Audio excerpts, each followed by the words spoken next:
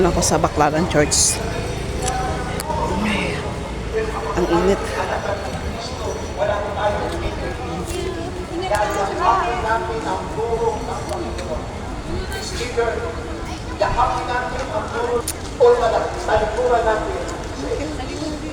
At ulitin ko kapag pinaliligan natin sa Yesu namin ang hindi sasang-ayon sa atin.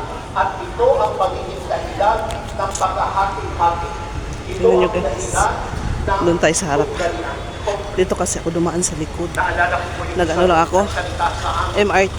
Dati po siya Sumakay ako sa North, SM North, dyan sa North Avenue. Katoliko, ang pananampalataya. Baba ako dyan sa Etaf. Itong pananampalataya Mamaya. Katoliko. Dahil sila po yung Mag-LRT pamilya ako. ng mga pastor. Ano po ang pamilya? Siya po yung pinalaya sa bahay nila. Hindi na po siya pinatuloy hanggang ngayon mga kapatid dahil niyakap niya ang pananampalatayang Katoliko.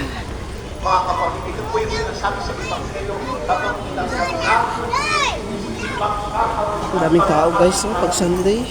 sa pamilya. Pag Sunday, ang daming Mga tao. kapatid, sa Ebanghelyo ni San Juan, sinabi ng ating Panginoon, Diyos ko. Ang init. ako'y naparito para magbigay ng buhay. Ang malakas sa mga talaga ng Ebanghelyo.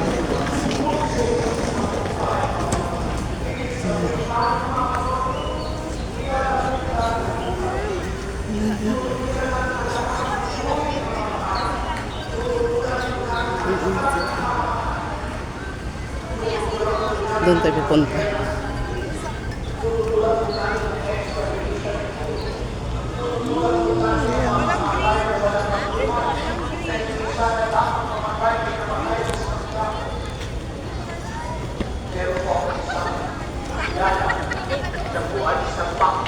Pag off ko guys, dito ako pumunta. Siyempre, bihira lang tayo off. Bigyan din natin yung oras yung Panginoon. Meron po siyang sugat. At kung may sugat siya, lumusog po siya sa dami siya napagisog. Hindi.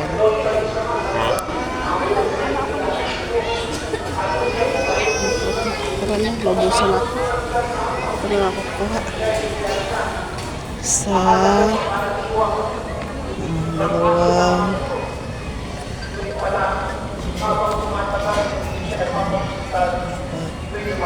Lima.